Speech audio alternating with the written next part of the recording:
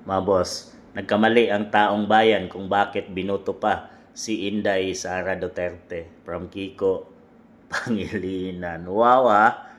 May belta si VP Inday Sara. Kami nagkamali kung bakit nanalo ka pa. Mga boss, yang iya naman tayo dito kay Kiko. Talagang nagkamali. Ginamit pa yung taong bayan. Kami, taong bayan, ang nagtataka. Bakit hindi ka naman lumalabas sa mga survey? Tatlo kayo, pero nanalo kayo ngayong election. Nakakagulat nga mga boss. Talagang biglang lumitaw ang kanilang pangalan dito na sa final counting na mga boss. At sa mga survey, tatlo sila ni itong si Kiko Pangilinan, Bam Aquino at itong si Senador Pampilo Lacson mga boss ang talagang naisingit dito at nanalo ngayong yung nakaraang senatorial election. Talagang nagkamali daw ang taong bayan sa dami ng ginawa ni BP Inday na para bang siya ng presidente ng bansang Pilipinas ngayon, pero hindi nila talaga matanggap at kusa nilang binibira tong taong to, binibira nila na para bang walang silbi si BP Inday Sara. Kung tutuusin, matagal lang senador to mga boss. Wala tayong nakikita kung ano bang ginagawa nito sa Senado. Wala tayong nakitang legacy na kung mayroon ito. Ang legacy lang ng mga to ay habulin ang mga Marcos noon na kanilang sinuka, pero ngayon ay kanilang kakampi na. So ganyan sila mga boss. Matagal lang mga pinklawan to at mga dilawan. At talagang pag ang pinag-uusapan ay tungkol sa mga Duterte ay umiinit ang dugo nila mga boss.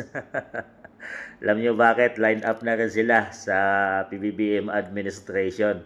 Ang mga pinklawan at dilawan ay sinasabing magsasama-sama na sa Marcos administration para talunin nila si BP Inday Sara Duterte. Kaming taong bayan at mamamayang Pilipino ay hindi nagkamali sa paghalal bilang Vice President kay BP Inday Sara Duterte. Kung hindi nga lang ay siya nga dapat ang presidente ng bansang Pilipinas ngayon. Kung hindi lang sa kanyang kabutihang loob at pakumbaba mga boss para sana ayusin ang naiwang legacy at pangalan ng Marcoses ay nagpakumbaba o nagpaubaya si BP Inday dahil siya talaga ang leading at nangunguna sa mga survey at inahalal at sinisigaw ng taong bayan para maging Pangulo ng bansang Pilipinas dahil sa kanilang pakiusap ng mga Marcoses ay napapayag at nagkamali nga at inamin naman niya nagkamali sa kanyang desisyon at tumingi siya ng patawad sa taong bayan dahil nakikita na natin ngayon kung ano ang ginagawa ng mga Marcoses at ng Marcos administration sa ating bansang Pilipinas, ang paglustay nila sa kaban ng bayan at ang pagkurap nila, pagbulsa at talagang walang katapusang pangdudurog at pangbatikos sa mga Dutertes at kanyang mga kakampi.